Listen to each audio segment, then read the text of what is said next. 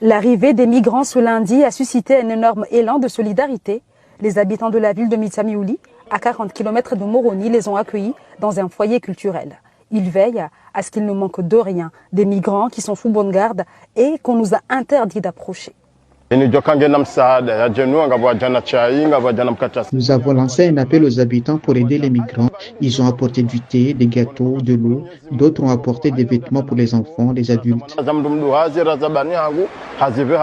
Tunda Chamfi, 58 ans, fait partie des femmes à qui ont préparé le déjeuner de ces continentaux. Elle aussi, il y a plus de 20 ans, a débarqué sur une plage alors qu'elle était enceinte. J'ai déjà vécu la même situation. Je suis arrivée à Mayotte dans les mêmes conditions. J'étais enceinte de 5 mois. On était alors en septembre 2002. J'ai compris que nous avons partagé la même souffrance.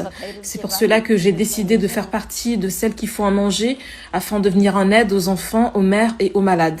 Que vont devenir ces aspirants à une vie meilleure? À cette question, le représentant de l'État dans la région n'a pas de réponse. Mais il est sûr d'une chose. Je ne peux pas les garder plus d'une journée. Ça, c'est la réalité. On les a gardés jusqu'à présent grâce à la bonne volonté de la ville de Mitsamiouli.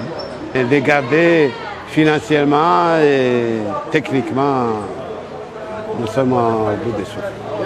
C'est sur cette plage que 66 migrants ont débarqué ce matin, croyant être arrivés à Mayotte. Parmi les 66 migrants, il y avait 14 enfants. 4 adultes ont été admis à l'hôpital public de Mitsamiouli. Il faut rappeler que leur périple en mer a duré 5 jours.